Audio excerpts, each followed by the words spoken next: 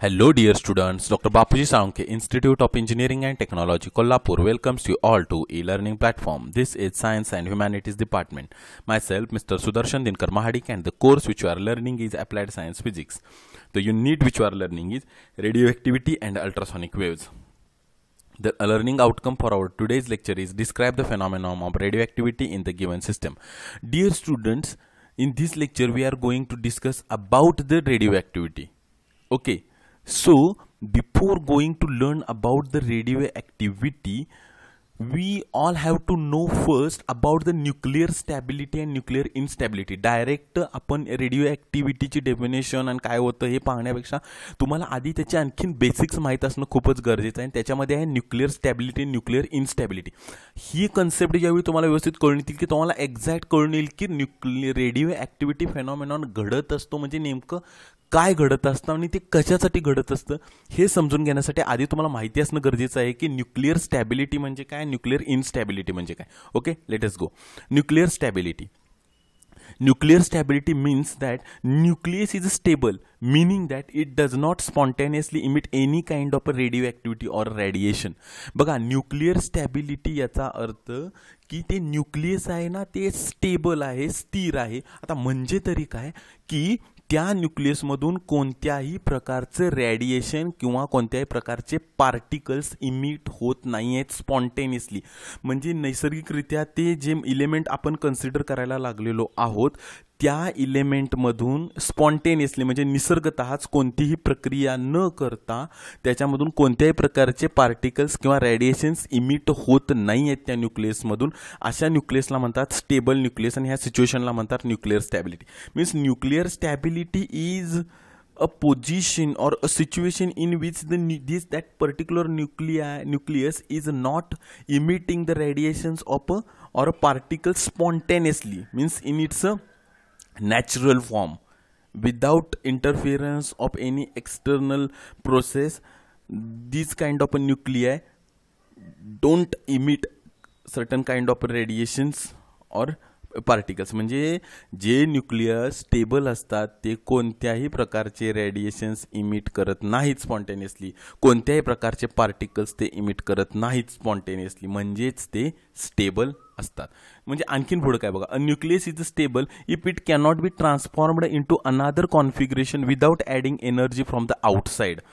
Of the thousands of the nuclides that exist about 250 are stable. बघा, ह्यात आणखीन clear करण्यात आलेलं आहे. एखादा स्टेबल न्यूक्लियस म्हणजे काय की तो न्यूक्लियस स्वतःला अजिबात दुसऱ्या एखाद्या कॉन्फिगरेशनमध्ये अजिबात कन्व्हर्ट करत नाही unless and until it is added by some external energy. म्हणजे एक लक्षात घ्या, एखाद्या न्यूक्लियसमधनं काही पार्टिकल्स किंवा काही रेडिएशन बाहेर पडले म्हणजे याचा अर्थ तो पहिला जसा न्यूक्लियस होता तो असा तसा राहिला नाही, तो दुसरंच काहीतरी इलेमेंट कुठला तरी किंवा कुठला तरी ॲटम तो बनून गेला. तर न्यूक्लिअर स्टॅबिलिटी म्हणजे काय की असा न्यूक्लियस ज्याच्यामधून कोणत्याही प्रकारचे रेडिएशन किंवा पार्टिकल इमिट होत नाहीत आणि तो दुसऱ्या कोणत्याही कॉन्फिगरेशनला जात नाही without adding energy from outside, जोपर्यंत बाहेरनं कुठली एनर्जी त्याच्यामध्ये ॲड केली जात नाही. म्हणजे थोडक्यात असे न्यूक्लियस जे स्वतःचं रूप स्पॉन्टेनियसली चेंज करत नाहीत. जेवढे काही थाउजंड्स ऑफ न्यूक्लियाइड अवेलेबल आहेत त्याच्यापैकी 250 आहेत ते स्टेबल आहेत. आता परत पुढे पहा. Note that the lighter stable nuclei in general have equal number of protons and neutrons. For example, nitrogen 14 has 7 protons and 7 neutrons. लक्षात घ्या, जे स्टेबल न्यूक्लियाई आहेत त्याच्या लाइटर लेवलला म्हणजे जे लाईट आहेत ते त्यांच्यामध्ये इक्वल नंबर ऑफ प्रोटॉन्स आणि न्यूट्रॉन्स असतात. म्हणजे उदाहरण नायट्रोजनचं जर उदाहरण तुम्ही बघाल तर त्याच्यामध्ये 7 प्रोटॉन्स आहेत आणि 7 न्यूट्रॉन्स आहेत. म्हणजे ज्यांच्यामध्ये इक्वल नंबर ऑफ प्रोटॉन्स आणि इक्वल नंबर ऑफ न्यूट्रॉन्स आहेत असे लाइटर जे न्यूक्लियाई आहेत ना ते स्टेबल आहेत. म्हणून नायट्रोजन 14 जो आहे तो स्टेबल न्यूक्लियाई आहे. पुढं heavier stable nuclei however have increasingly more neutrons than protons. पहा, जसे जसे हेवियर स्टेबल न्यूक्लियाई आहेत त्यांच्यामध्ये काय की प्रोटॉन्सपेक्षा न्यूट्रॉन्सची संख्या आपल्याला जास्त दिसून येते. आता फॉर एक्झाम्पल बघा, आयर्न 56चं एक्झाम्पल घेतलं, आयर्न 56 तर त्याच्यामध्ये 30 न्यूट्रॉन्स आहेत आणि 26 प्रोटॉन्स आहेत. म्हणजे NH2P रेशो किती आहे, 1.15 आहे.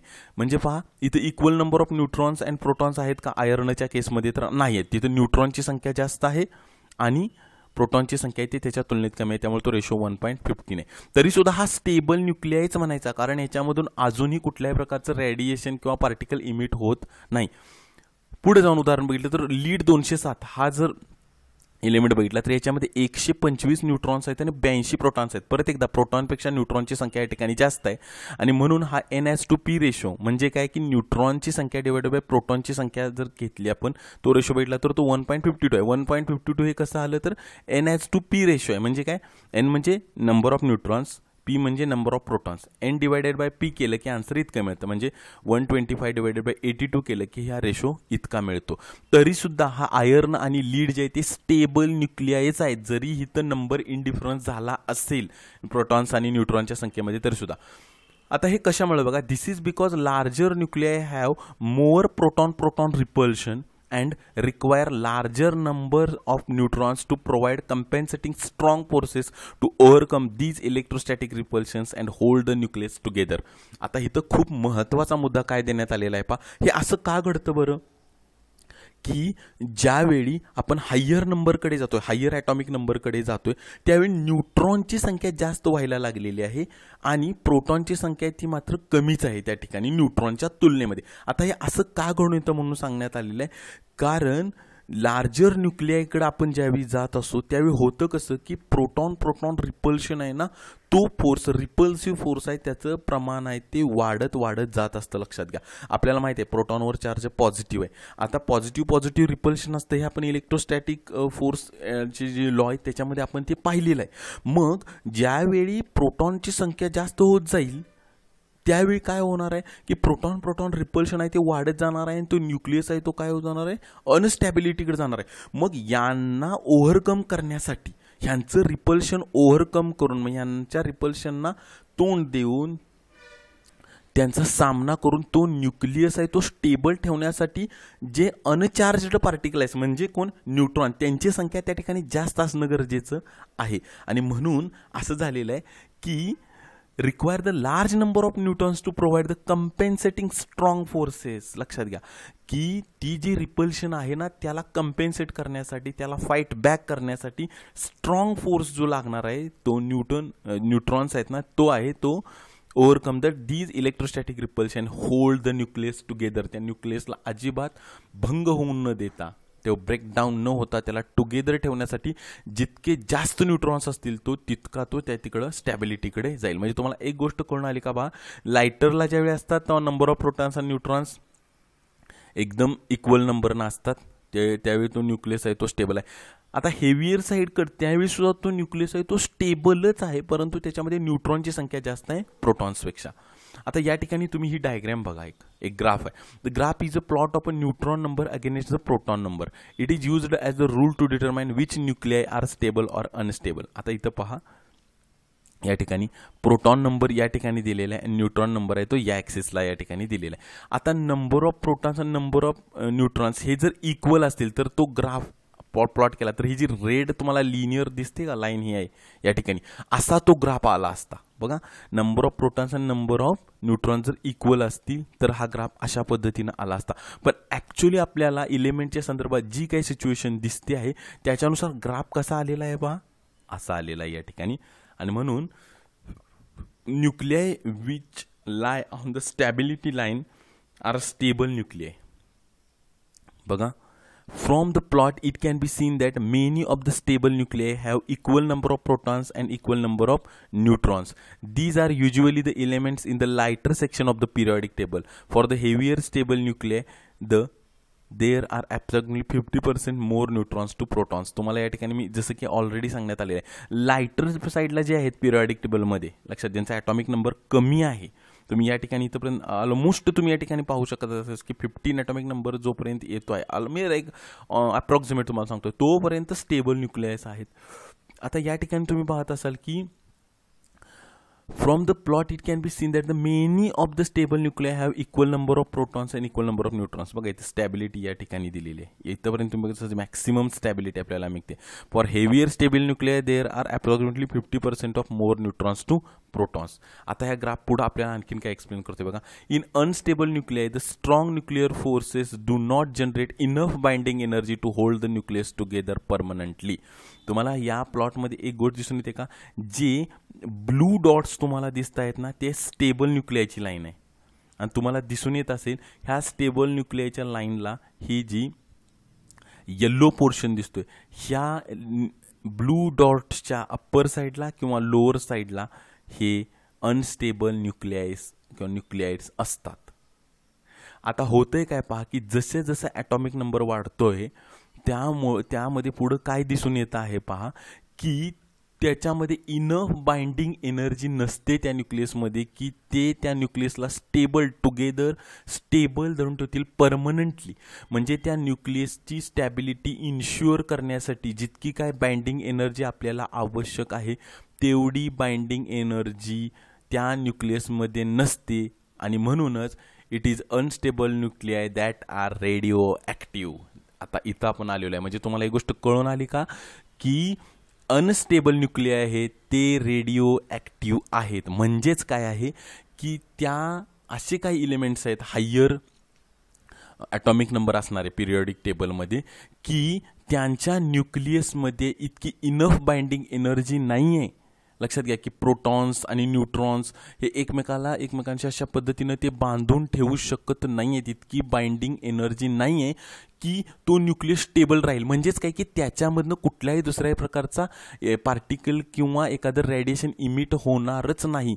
लक्षात घ्या अशा प्रकारची बाइंडिंग एनर्जी त्याच्यामध्ये नाही आहे आणि म्हणूनच अनस्टेबल न्यूक्लियस आहेत ते ॲक्च्युली रेडिओ ॲक्टिव्ह आहेत.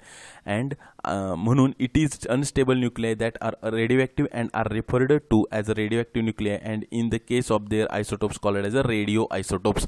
म्हणजेच एक गोष्ट तुम्हाला कळून आली, आपण हे न्यूक्लिअर स्टॅबिलिटी आणि न्यूक्लिअर इनस्टॅबिलिटी का पाहिली. न्यूक्लिअर स्टेबल हे जे इलेमेंट्स आहेत जसे की आपण मगाशी पाहिलं नायट्रोजन पाहिलं, आयर्न पाहिलं, लीड पाहिलं, ह्यांचे न्यूक्लियस कसे आहेत स्टेबल आहेत. म्हणजे त्यांच्यामध्ये इनफ बाइंडिंग एनर्जी आहे की त्या न्यूक्लियसमधून कुठलेही रेडिएशन्स किंवा पार्टिकल्स बाहेर पडत नाहीत. पण जसं जसं आपण हायर ॲटॉमिक नंबरकडे गेलो पहा इथं तुम्हाला दिसून येतं ह्या ग्राफमध्ये सुद्धा हायर ॲटॉमिक नंबरकडे गेलो तसं स्टॅबिलिटीकडनं लांब जा गेलो. लक्षात घ्या स्टॅबिलिटी नंबर ऑफ न्यूट्रॉन्स आणि प्रोटॉन्स जे आहेत त्यांची संख्यामध्ये डिफरन्स येत गेला आणि ही जी इनस्टॅबिलिटी आहे न्यूक्लियसमधली की इनफ बाइंडिंग एनर्जी नाही आहे की ते न्यूक्लियस आहे तो सगळ्या त्याच्या आतील जे प्रोटॉन्स आणि न्यूट्रॉन्स आहेत त्यांना तो इनफ बाइंड करून ठेवू शकेल न्यूक्लियसमध्येच, इतकी बाइंडिंग एनर्जी त्या न्यूक्लियसकडे नाही आणि म्हणूनच त्या न्यूक्लियसमधून प्रोटॉन्स किंवा न्यूट्रॉन्स आहेत ते बाहेर पडत आहेत आणि त्यालाच आपण म्हणत असतोय अनस्टेबल न्यूक्लियस किंवा ह्या फेनॉमिनॉनलाच म्हणत असतोय रेडिओ ॲक्टिव्हिटी. त्यात आपण पुढे बघणारच आहे आणि मग त्या एलिमेंट्सला म्हणत असतो आपण रेडिओ ॲक्टिव्ह. आता ह्या इलेमेंट्स हे न्यूट्रॉन्स किंवा प्रोटॉन्स हे बाहेर पडत असल्यामुळं आपल्याला ऑब्वियस माहिती आहे की जसे न्यूट्रॉन्स आणि प्रोटॉन्स बाहेर पडत जातील तसं ते न्यूक्लियस आहे तो आपली जे स्वरूप आहे ते बदलत जाणार आहे. म्हणजे ते पहिल्यासारखाच राहणार नाही तो न्यूक्लियस आणि दरवेळी ते आपलं रूप जे काही बदलत जाईल त्या बदलणाऱ्या रूपांना म्हणतात आयसोटोप्स किंवा radio isotopes. Okay. An unstable nucleus will decompose spontaneously or decay into a more stable configuration, but will do so only in a few specific ways by emitting certain particles or certain forms of electromagnetic energy. यात काय सांगण्यात आलेलं आहे पहा की हा जो unstable nucleus आहे म्हणजे जो न्यूट्रॉन प्रोटॉन्सना एकत्रित आत बांधून ठेवण्यात की ज्याच्याकडे बाइंडिंग एनर्जी नाही आहे तो स्पॉन्टेनियसली डिकम्पोज होत राहतो. म्हणजे काय होत राहतो तर by emitting certain particles or certain forms of electromagnetic energy decompose तो होत राहतो. म्हणजे त्याच्यामधून वेगवेगळ्या प्रकारची इलेक्ट्रोमॅग्नेटिक एनर्जी म्हणजे रेडिएशन्स आणि पार्टिकल्स त्याच्यामधनं बाहेर पडत असतात आणि तो स्टॅबिलिटीकडे जाण्याचा प्रयत्न करत असतो. लक्षात घ्या म्हणजे न्यूक्लियसचा हा जो झगडा आहे लक्षात घ्या की तो अनस्टेबल आहे, तो बांधून ठेवू शकत नाही न्यूट्रॉन्स आणि प्रोटॉन्सला स्वतःमध्ये आणि म्हणून त्याच्यामधनं प्रोटॉन्स न्यूट्रॉन्स हे जे काही वेगवेगळ्या मार्गाने स्पेसिफिक मार्गाने बाहेर पडत आहेत ते ॲक्च्युली त्याचा झगडा आहे तो स्टेबल होण्यासाठीचा आहे आणि त्याच्यामध्ये स्पॉन्टेनियसली तो डिकम्पोज होत असतो. म्हणजे त्याच्यामधनं पार्टिकल्स आणि इलेक्ट्रोमॅग्नेटिक रेडिएशन्स आहेत ते बाहेर पडत असतात मोर स्टेबल कॉन्फिगरेशनकडे जाण्यासाठी आणि ह्या फेनॉमेनॉलाच म्हणतात रेडिओ ॲक्टिव्हिटी. बघा डेफिनेशन पाहूया.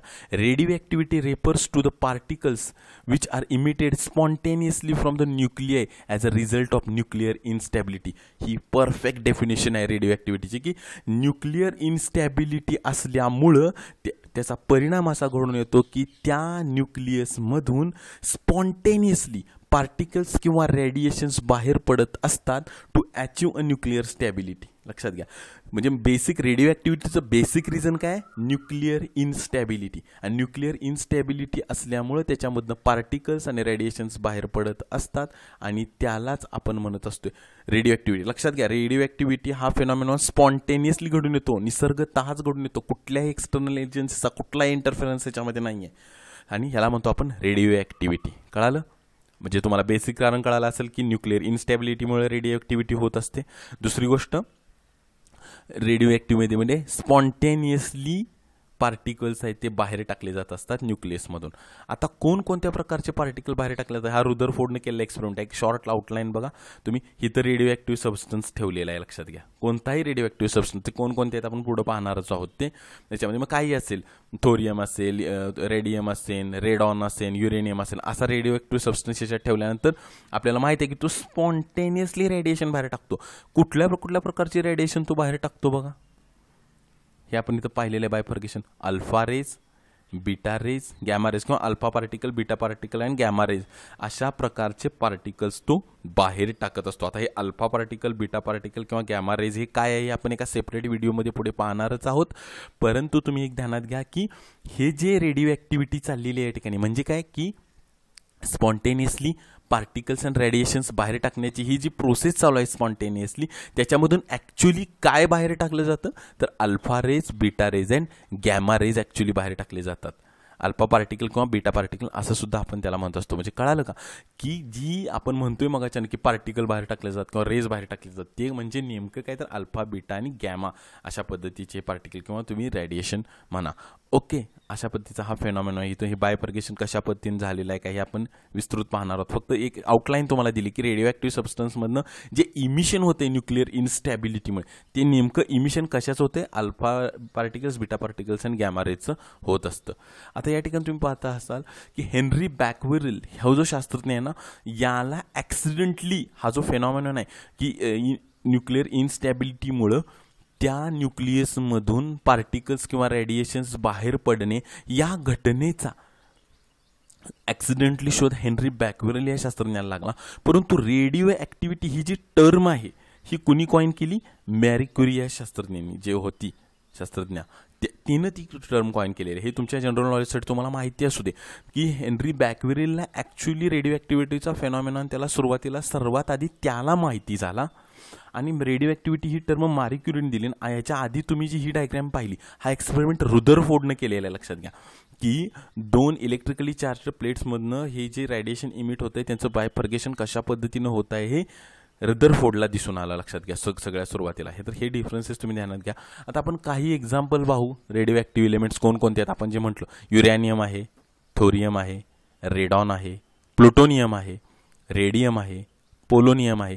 तर ही काही एक्झाम्पल्स आहेत आपल्याला आणि याच्या संदर्भात आपण आणखीन डिटेलमध्ये जेव्हा आपण सेपरेट अल्फा, बीटा पार्टी आणि गॅमा रेज विषयी पाहू त्यावेळी आपण आणखीन पाहणारच आहोत. Okay, so I hope you all might have understand that why nuclear stability and instability concepts are important while studying the radioactivity phenomena, because the basic cause behind the radioactivity phenomenon is nuclear instability. Nuclear instability आहे म्हणूनच radio activity phenomenon घडून येतो. म्हणून nuclear instability म्हणजे काय हे समजून घेणं खूप गरजेचं होतं आपल्याला. Okay, thank you dear students.